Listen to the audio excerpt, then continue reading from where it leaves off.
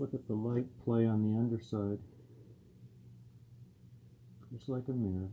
No bumps, no ripples, totally flat.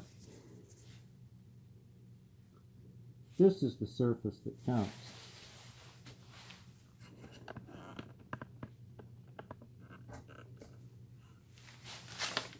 The harp.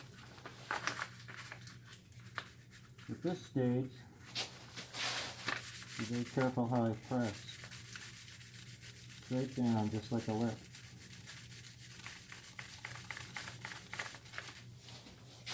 And you'll see that the marking in the sandpaper is catching the whole thing. So you're always watching your sandpaper to see is it sanding properly. I want to see, like in this case, the dots here indicate that it's perfectly centered while I'm sanding. And that's how I ended up with that perfect mirror finish. So the sanding is very, very critical. And now, that's the name Cool Ice. They're very slick. You can see there's no friction, and this thing's still covered with plastic even. So, this surface is very important. I'll actually dress it one more time once I strip the plastic off, just to make sure that the fit is 100% proper.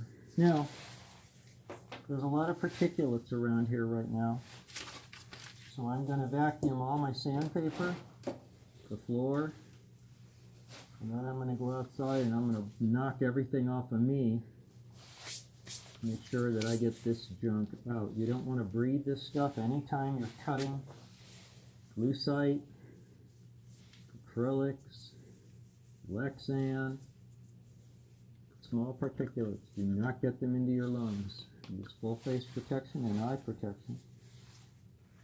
Be very careful to clean when you're done. Looks like an ice cube, doesn't it? That's why I called it Cool Ice.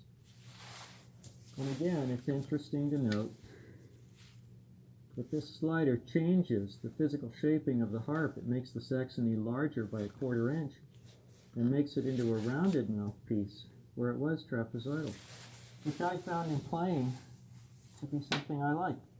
I could have cut this trapezoidal. I've done that, but I don't like it as well.